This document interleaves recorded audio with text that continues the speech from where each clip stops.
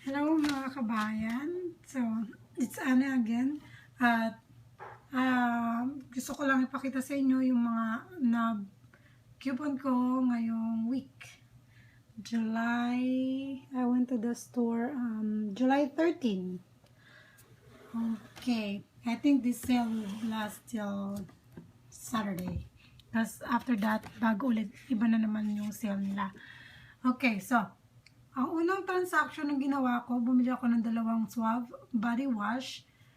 It's on sale for $3. I bought 2 of those, the $3, and then meron coupon. I think sa insert ito, I don't know if that's Red Plum or Smart Source, pero that's 2 weeks ago. So mayroong 50 cents off on one. I used 2 of those, so that's $3 less $1. I pay $2 and then 22 cents for tax. I pay $2.22, and then I received this Catalina. Yeah, $2. Yung $2 na to, kapag gusto mo pa ulit bumili, so bili ka ulit ng dalawa. Pwedeng bumili ka nito, then gamitin mo itong coupon ng $1 off, and then gamitin mo itong Catalina. So, ang babayaran mo na lang sa susunod na order mo, na bibilin mo, 22 cents na lang. So, I did that 4 times. See? Ayan. Oh. Yeah. And then, yung sumunod kong transaction, bumili ako ng dalawang Colgate toothpaste. How much is that? That's $3.50 each. Bumili ako ng dalawa kasi may limit siyang dalawa. Limit 2 per card. So, pag bumili ka ng more than 2, hindi mo na makukuha yung susunod na mga points. Dalawang beses ka lang nabibigyan ng points.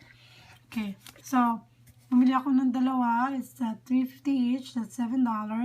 Then, meron akong printable coupons. Ito yung galing sa coupons.com. I don't know kung meron pa siya. Hindi ko na-check kung meron pa. But, I printed that last week. So, I'm not sure. Pero kung meron pa, go ahead. Print. Kasi madali siyang nawawala pag may mga magandang sale. Okay, so that's $7 less $2. I pay $5. And then, bawat isa na bibilin mo, bibigyan kanila ng 300 points back. Yung 300 points na yun, mapupunta yun dun sa card mo, that's equivalent to $3. So, pwede mo yung gamitin sa susunod na transactions mo. Or pwede mong gamitin like ako, ginagawa ko, yung mga na-earn kong points ngayong week, ginagamit ko sila sa susunod na week. Okay. And then, I bought this Crest mouthwash. Pwede mong bilhin itong malaki na Crest Pro Health or itong medyo maliit na 3D White. Gusto kong subukan yung 3D White, so I bought that. And then, bumili ako ng tig-dalawa. Kasi I have 2 cards. 1 card for my husband and then 1 card for me. There. So, on mouthwash, I bought 2 of those. That's $5 each. So, that's $10. And then, I used the 2 printable coupons. Galing din ito sa coupons.com. That's $1. $1 off 1. So, that's less $2. So, $8. And then, bawat isang ganito, bibigyan kanila ng 450 points. So, that's $4.50 sa isa. So, dalawa. So, I received 900 points, which is $9. See, I only pay $8. They give me $9. How cool is that, isn't it?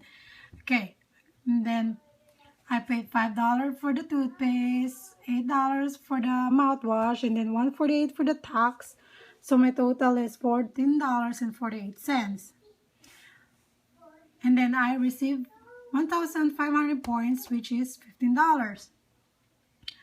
Yeah. So, itong $14.48, binayaran ko to, gamit ko yung points na nakuha ko sa transaction ko last week. I don't think, hindi yata ako nakagawa ng video last week, pero ano bang transaction ko last week? I think yung This is sour. See the toothpaste? This is The sour, toothbrush? Mom. I think it's Come on, that's the way. toothbrush. I'm not This is sure. sour. Pero yun. This is sour. Okay, so my daughter wanna take a shower now, so bye. I hope you enjoy my video. Thank you. Bye-bye. You say bye-bye. Bye bye.